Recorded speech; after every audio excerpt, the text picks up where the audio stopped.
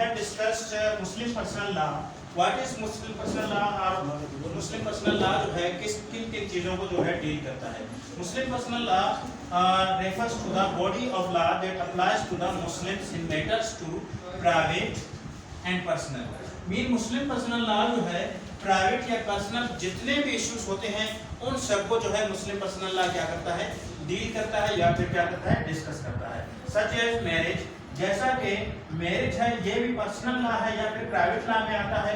Divorce है कि मुस्लिम personal law बताता है कि मैरिज कैसे होगी, कितने गवाह वगैरह होंगे इस्लाम के मुताबिक, डाइवोर्स कैसे होगा, कौन ले सकता है, लेडी ले सकती है, वुमेन ले सकती है या मर्द ले सकता है, या फिर इनहेरिटेंस के किसी पेरेंट के फौतगी के बाद या फिर डेथ के बाद जो है प्रॉपर्टी का हकदार कौन होगा, कौन इनहेरिट कर सकता है प्रॉपर्टी को. उसके बाद हमारे पास मेंटेनेंस वगैरह, अगर कोई अपनी वाइफ को बगैर तलाक के छोड़ देता है तो वाइफ जो है अपना मेंटेनेंस वगैरह कैसे क्लेम करेगी, क्या क्या उसके सेक्शंस होंगे, क्या क्या उसका प्रोसीजर वगैरह होगा.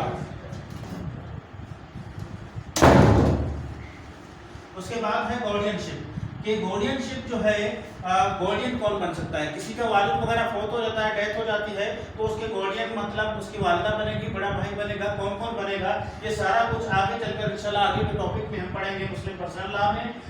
ये हमारा जो है प्रिंसिपल है अकॉर्डिंग टू इस्लामिक प्रिंसिपल के मुताबिक जो हम पढ़ेंगे. डेफिनेशन को अगर हम देखें, Muslim personal law is that part of the Islamic law by which governs the personal affairs of the Muslims. कि मुसलमानों के जितने भी पर्सनल अफेयर्स होंगे वो मुस्लिम पर्सनल लॉ को डील करेंगे, जिसमें फैमिली के जितने भी मैटर होंगे हम मुस्लिम पर्सनल लॉ के तहत देखेंगे. मैरिज है, डाइवोर्स है, ड्राइव फ्रॉम, ये जो है कुरान और सुन्ना के मुताबिक ही है, ये लिया गया है मुस्लिम पर्सनल लॉ कुरान और सुन्ना के मुताबिक. सोर्सेज को अगर हम देखें, व्हाट आर द सोर्सेज, हमारे पास मेन दो सोर्सेज है मुस्लिम पर्सनल लॉ के. एक है प्राइमरी सोर्सेज, दूसरी है हमारे पास सेकेंडरी सोर्सेज. प्राइमरी सोर्स को देखें, सबसे पहले हमारी प्राइमरी सोर्स है कुरान पाक जो डिवाइन लॉ है, बुक है इस्लाम की जो फाउंडेशन है, जितने भी कानून है वो कुरान पाक से बने हैं. उसके बाद है हमारे पास सुन्ना जो है हमारे पास जो हुजूर पाक मोहम्मद सल्लल्लाहु अलैहि वसल्लम की जितनी भी प्रैक्टिस रही है, यूजेज रही है, सेंग रहे हैं, जो कहा हुजूर पाक ने, वो सारे हमारे क्या है, सुन्ना है, हमारे सुन्नत में आते हैं इस्लाम में. उसके बाद है हमारे पास तीसरा हमारे पास सोर्स है, प्राइमरी सोर्स है इजमा एग्रीमेंट मीन्स कि जितने भी हमारे जूरिस्ट वगैरह हैं वो जमा होकर किसी चीज़ पर एक फतवा वगैरह देते हैं या फैसला वगैरह देते हैं तो इजमा वो कहलाता है जहाँ पर जमा हो. एग्रीमेंट मीन्स एग्री होते हैं among Islamic jurist as a legal issue. कोई भी कानूनी इशू होगा जिस पर जूरिस्ट जो है एग्री करें वो जो है हमारा इजमा कहलाएगा. उसके बाद है कयास जो है एक प्रोसेस है इसका driving a legal ruling for new case. कोई भी नया केस अराइज उठता है जो पहले ना हुआ हो, मीन्स कि कोई ऐसा केस कि हम समझते हो कि ये चीज़ हराम है, हलाल है, इसको खाएं या ना खाएं,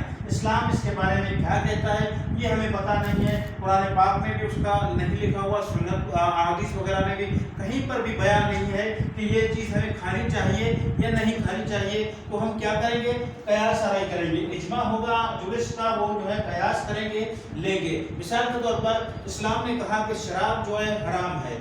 अभी चर्स है, चर्स का ना हदीस में जिक्र है ना कुरान पाक में जिक्र है, तो क्या चर्स हराम है या हलाल है ये कैसे पता चलेगा. फिर जूरिस्ट बैठे, इजमा लगाया, फिर कयास आराई की कि शराब क्यों हराम थी. केस पुराना है, शराब इसलिए हराम थी क्योंकि शराब में जो है नशा था, और अभी अगर हम देखें तो चर्स में भी नशा है. तो इसीलिए उन्होंने फतवा दिया, हमारे जितने भी जूरिस्ट हैं, स्कॉलर्स हैं, उन्होंने जो है फतवा दिया कि भाई चर्स भी जो है इस्लाम के मुताबिक हराम है, कुरान और सुन्नत में लिखा हुआ नहीं है.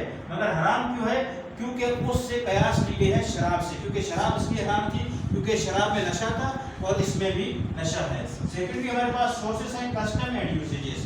कस्टम जो है जितने भी हमारे रस्म व रिवाज जो सदियों से चलते आ रहे हैं वो एक्सेप्टेबल हैं, अगर कुछ शर्त है वो जो है एक्सेप्टेबल है, मगर अगर जो है वो जो है इस्लाम के खिलाफ ना हो, इस्लाम के प्रिंसिपल के खिलाफ ना हो, तो ऐसी कस्टम्स यूसेजेस जो है हमारे पास क्या है, वो जो है लीगल हैं, वो जो है प्राइमरी सोर्स सेकेंडरी सोर्स में आते हैं हमारे मुस्लिम पर्सनल लॉ में.